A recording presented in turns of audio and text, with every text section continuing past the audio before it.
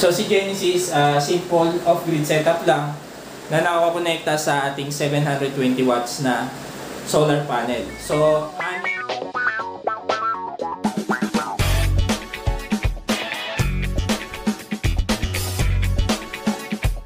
as you know, pinangalanan ko na yung ating off-grid solar setup. So gusto ko siyang pakalanan dati pa, kaso wala akong maisip. Pero ngayon, nag-come up na ako sa final name niya, which is Genesis. So ito yung project natin, Project Genesis. So si Genesis, simple off-grid setup lang na nakakonekta sa ating 720 watts na solar panel. So 6 na 12 volts solar panel siya na tigwa 120 watts capacity. So pag inad niya, total niya is 720 watts. So sa video ito gagawa tayo ng basic knowledge natin para sa mga bagong sa solar ng kaalaman paano ba nag-work tong si Genesis. So si Genesis is syempre galing ang kanyang power sa ating solar energy, which is kinukuha ng ating solar panel. So nasa labas ng bahay yun. Hindi ko na ipapakita, pero may mga videos ako na in-install ko yung ating 6 na solar panels sa labas ng bahay. So, asan ba yun? Dito sa wiring natin. So, etong makikita nyong block na to, which is, galing, lumusot sa wall tong wiring na to. Dito galing yung ating solar energy. Galing ito sa sa solar panel, no? Yung block na to. Then, it goes down to our circuit breaker, no? Circuit breaker. Bago siya pumunta sa itong block na to, sundan natin yung block.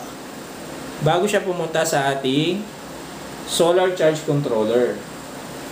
So si solar charge controller, siya yung nagre-regulate na ipapasok sa ating battery na voltage and amperage, no? Kung gaano ka taas na current and kung gaano kataas na voltage yung ipapasok niya. So after ni solar charge controller, yun nga, pupunta yung wiring sa ating battery, pero hindi diretso ang ginawa ko, guys. Dumaan pa rin tayo sa safety feature niya na ito yung wiring niya, papasok muna siya sa circuit breaker. Now after ng circuit breaker, tsaka siya lalabas pupunta sa battery, no? And then, at that time, china-charge na yung battery. So, darating sa point na mapu-full charge na siya at kailangan natin gamitin yung ating solar energy from battery. So, pupunta naman ito sa ating inverter. So, from battery, dadaan muna siya ulit ng circuit breaker. Then, bago siya pupunta dito sa ating inverter. So, si inverter, siya yung nagko-convert ng ating DC or direct current papunta sa ating alternating current para magamit natin siya sa ating mga appliances. So, ito na si inverter, ito siya. Ang output niya, itong white wire, no? Papunta dito siya sa outlet. Actually, papunta siya sa outlet. Pero bago siya pumunta sa outlet, pinadaan ko muna ulit siya sa safety feature natin na circuit breaker. So ito na, may power siya, guys. So, wala lang nakalagay na load, pero ayan, 220 na yung ina-output niya dito. So, ang gawain ni inverter is kino-convert niya yung ating direct current, which is galing sa battery, papunta sa alternating current para magamit natin sa ating mga appliances.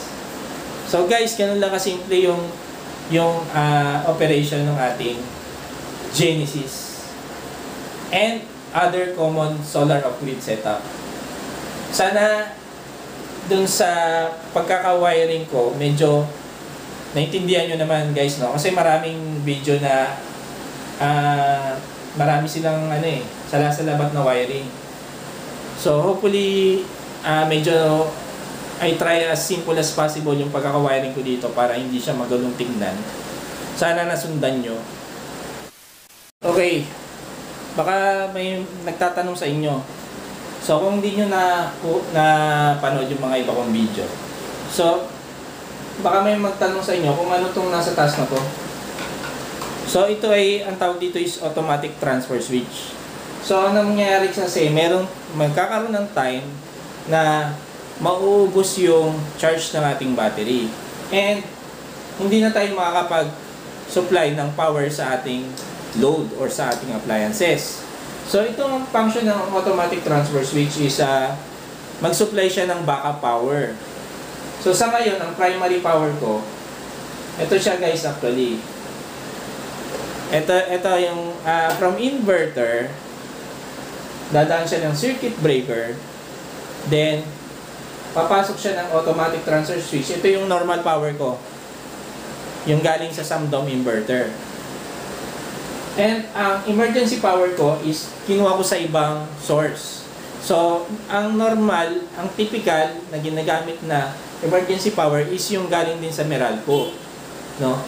Pero ayun nga, iba kasi yung setup ko ngayon. Actually, kakabago ko lang niya sa kanya. Pero dati, yung emergency power ko is galing sa Meralco, no? Ito actually guys, yung sa mga nagsisimula pa lang sa off-grid solar setup, kahit hindi nyo muna ito bilhin, huwag nyo muna pansinin ito guys. Kasi pang ano na to, kumbaga pang intermediate level, no? Na parang nakakaisip ka, ano pang pwedeng i-upgrade. So kung may naisip kayong, tingin ko, ito yung next upgrade. Kapag naka-setup na kayo ng simple solar off-grid. Okay guys, baka may magtanong din kung ano to at ano tong isa dito. So, mga voltage meter yan, ammeter siya. So, huwag nyo munang pansinin kung nagsisimula pa lang kayo, okay na kahit wala muna yan, no? Basta, ang pinaka-importante, yung circuit breaker kailangan meron kayong mga naka-install bago siya lumipat ng mga aparato, no? Bago siya tumawid, para rin sa safety nung inyong gagawing setup. Alright guys, sana may natutunan kayo kahit paano dito sa ating short video na ginawa, na na-share ko sa inyo dito sa ating solar setup na si Genesis.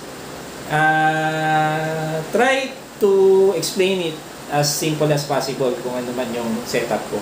And sana hindi kayo nagulangan sa aking wiring. Ayun lang, maraming salamat.